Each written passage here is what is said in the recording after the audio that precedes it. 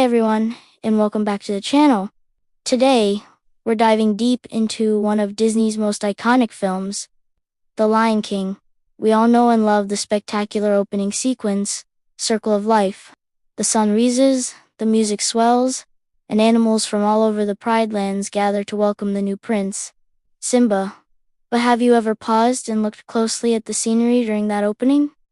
If you have, you might have spotted something a little unsettling. As the camera pans across the savanna, it passes over a collection of bones, and among them is a skull that looks unmistakably human. So, what's the deal? Why would a human skeleton be in the Pride Lands, a place seemingly untouched by humanity? This single detail has sparked countless fan theories over the years, ranging from the plausible to the outright bizarre. Today, we're going to explore the most popular theories, separate fact from fiction, and try to get to the bottom of this animation mystery. Let us start by addressing the most common and perhaps darkest theory, that the skeleton belonged to a hunter. The Pride Lands are presented as a pristine, natural paradise. The presence of a human skeleton could be a subtle but powerful commentary on the destructive impact of humanity on nature. Perhaps a poacher ventured into the Pride Lands, met a grizzly and at the claws of a lion, and became part of the very circle of life they sought to exploit. This theory is compelling because it fits neatly into the film's overarching themes. The Lion King is all about balance, respect for nature, and the idea that all creatures are connected. A hunter's demise would be a stark reminder of what happens when that balance is disrespected. It's a form of poetic justice, served by the very animals the hunter intended to harm. Another popular theory, and one that connects to other Disney properties, is that the skeleton belongs to a character from another movie. A common suggestion is that it's the remains of Clayton, the villain from Disney's Tarzan. Tarzan was released in 1999, 5 years after The Lion King, so this would have been a retroactive connection.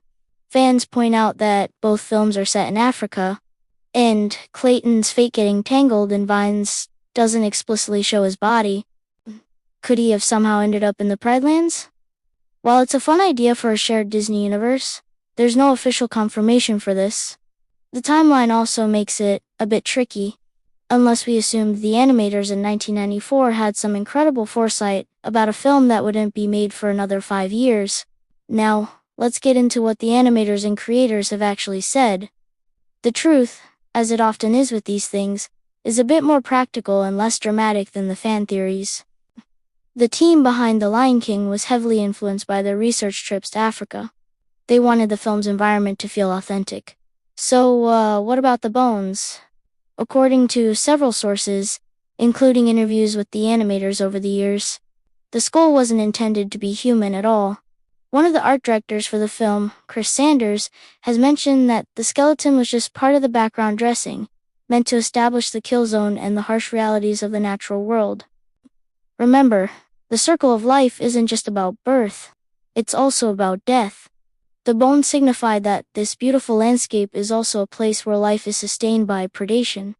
As Mufasa later explains to Simba, when we die, our bodies become the grass, and the antelope eat the grass.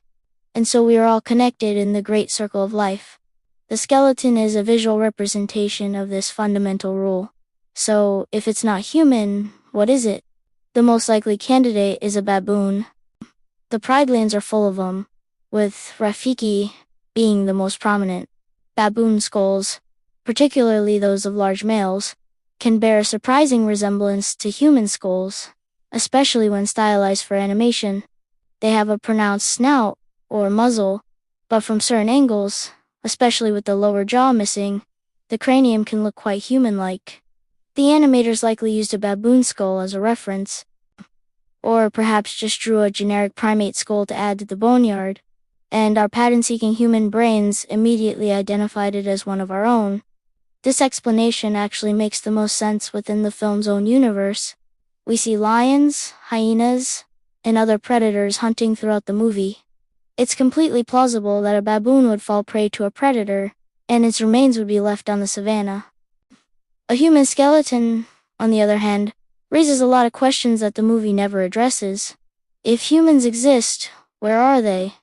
Why did they never interact with the talking animals? Including a human skeleton without any other context would be a strange and distracting narrative choice. Let's also consider the production environment at Disney in the early 90s. The animators were known for hiding Easter eggs and inside jokes in their films. We see this with the SFX dust cloud and the supposed X controversy, which Disney stated was actually meant to be SFX, a nod to the special effects department. It's possible that an animator drew the skull to look human-like as a subtle, dark joke, never expecting it to be scrutinized so heavily by millions of viewers with pause buttons and high-definition screens decades later. In the pre-internet era, these kinds of details would have flashed by in a theater, noticed by only a few eagle-eyed viewers. Today, every frame of a film can be analyzed, and what was once a minor background element can become the subject of a massive online debate. So, to recap the evidence, we have compelling fan theories about poachers and crossover characters, which add a layer of dark intrigue to the film. These are fun to think about and fuel the fan community.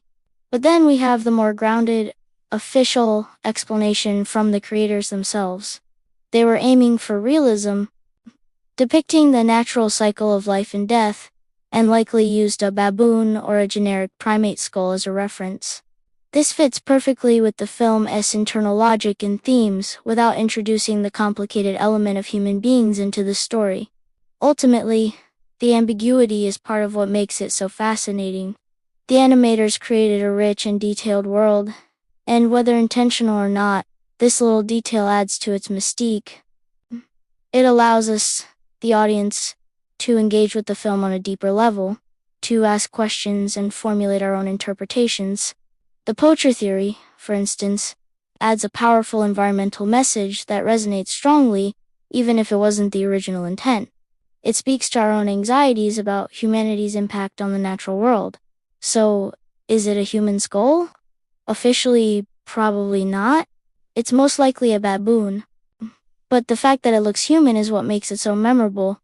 It's a perfect example of how a small artistic choice, maybe even an accidental one, can take on a life of its own, creating a legacy of discussion and debate that lasts for decades.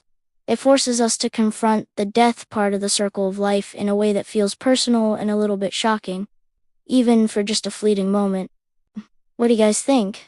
Do you believe the official explanation, or do you prefer one of the fan theories? Let me know your thoughts down in the comments. I'd love to hear your take on this classic Disney mystery. Thanks for watching. And if you enjoyed this deep dive, don't forget to like, subscribe, and hit that notification bell for more content. See you in the next video.